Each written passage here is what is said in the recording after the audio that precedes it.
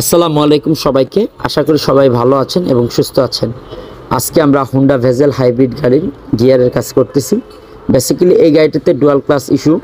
তো এই গাড়িতে কিছুদিন পর পর ডুয়াল ক্লাস চলে যায়, তো ওনারা রিকন্ডিশন ইউনিট লাগাইলো, বাট সেম ইস্যু। তো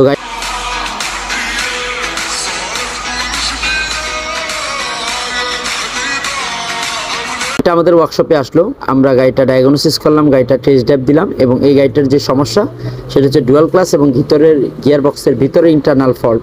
তো আমরা ওনাদের সাথে কথা বলে সেই কাজগুলা ওনাদেরকে বললাম এবং ওনারা আমাদেরকে অনুমতি দিল।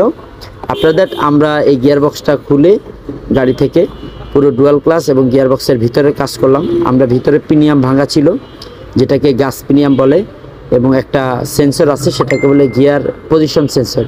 তো আমরা সেটাও অলরেডি খুলে গিয়ার বক্সটা ফুল রিপেয়ার করলাম এবং এখন আমরা অ্যাসেম্বলি করতেছি।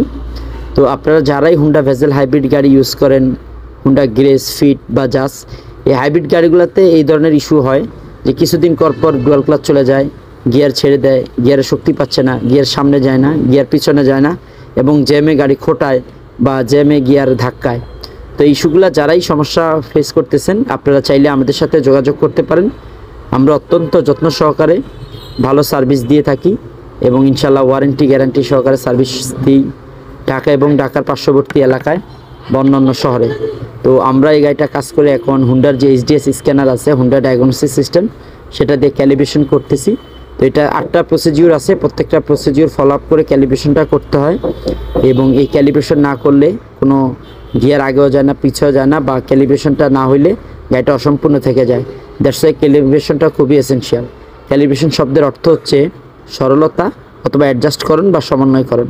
তো আমরা প্রত্যেকটা ক্যালিব্রেশন করতেছি 1 বাই 1। তো আপনারা অবশ্যই যাদের ক্যালিব্রেশন সমস্যা থেকে থাকে বা হুন্ডার স্ক্যানার থাকে না, তারা চাইলে আমাদের থেকে ক্যালিব্রেশনটাও করে নিতে পারেন। তো সবার গাড়ি ভালো থাকুক, সবার গাড়ি ভালো চলো সেই প্রত্যাশা করি এবং গাড়িটা এখন আমরা টেস্ট ড্রাইভ দিব। দেখুন আলহামদুলিল্লাহ everything is fine and working এবং গাড়িটা খুব সুন্দর সফটলি চলতেছে আলহামদুলিল্লাহ। তো সবাই